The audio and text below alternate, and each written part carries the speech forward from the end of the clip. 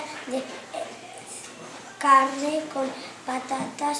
Ingredientes: carne de agua, zanahoria, cebolla, ajo, pimentón verde, puerro, laurel, vino blanco, patatas, aceite, sal, pimentón, pimienta, agua.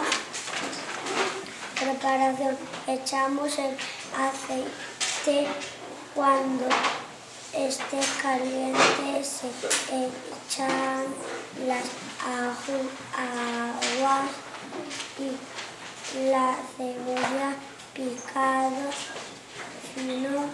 Cuando empiece a dorar se incorpora la carne cortada en trozos.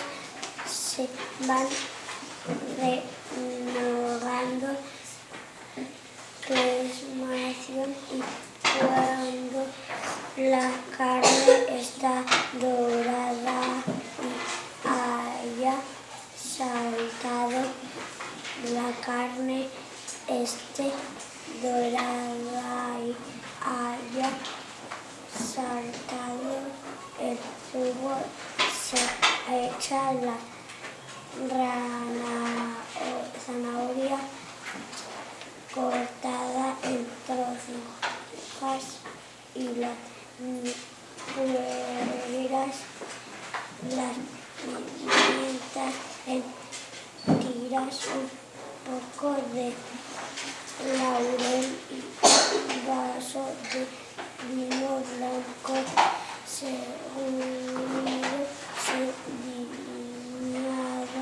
las patatas en trozos y agua para abrirlas. Se deja aceite